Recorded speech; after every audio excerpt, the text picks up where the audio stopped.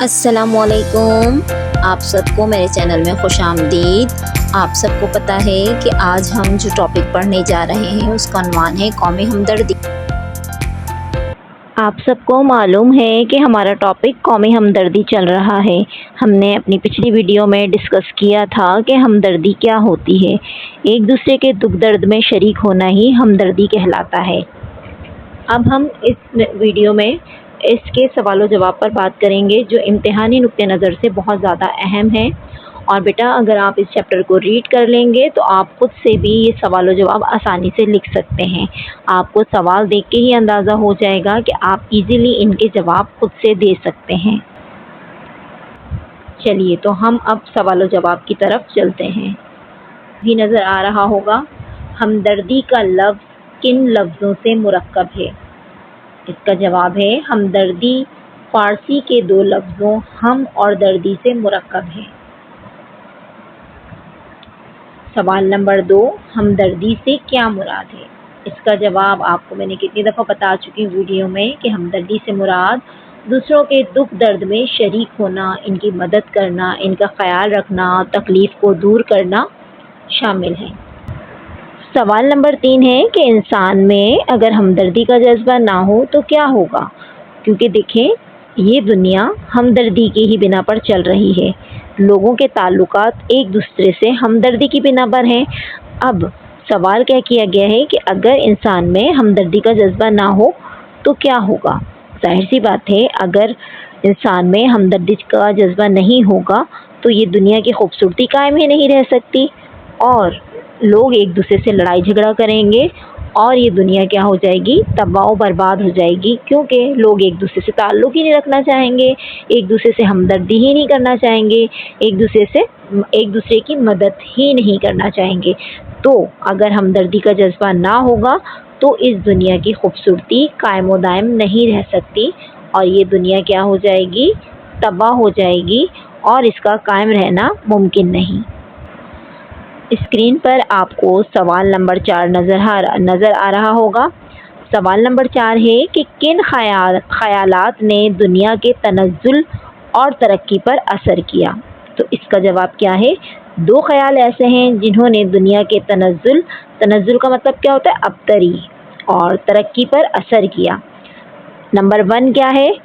एक ये कि हम कुछ नहीं कर सकते और दूसरा ये कि हम सब कुछ कर सकते हैं। क्योंकि देखें दुनिया में ऐसे ही इंसान तरक्की करते हैं जो ये सोच लें कि हम कर सकते हैं। तो ऐसे लोग जिस कौम में पाए जाते हैं तो वो क्या करती है, कौम तरक्की करती है। और ऐसे लोग जो ये सोचते हैं, जिनकी सोच इस तरह की होती है कि हम तो कुछ भी नहीं कर सकते, तो ऐसी सोच रखने वाली कौम कभी भी तरक्की नहीं कर सकती। सवाल नंबर 5 है हैवानात में हमदर्दी किस तरह पाई जाती है? कोई 2 मिसालें लिखें। बेटा अक्सर ये वाला सवाल भी आ जाता है एग्ज़ाम में और इससे पहले वाला सवाल जो मैंने आपको बताया था कि किन ख़यालात ने दुनिया के तनज़्ज़ुल और तरक्की पर असर किया, दोनों बहुत हैं एग्ज़ाम्स के पॉइंट ऑफ व्यू से। अच्छा, अब इसकी मिसाल आपकी बुक में ईज़िली मिल जाएंगी, बहुत सारी मिसालें हैं। यहाँ पर मैं 1-2 मिसालें आपसे शेयर कर रही हूँ आपकी बुक से ही।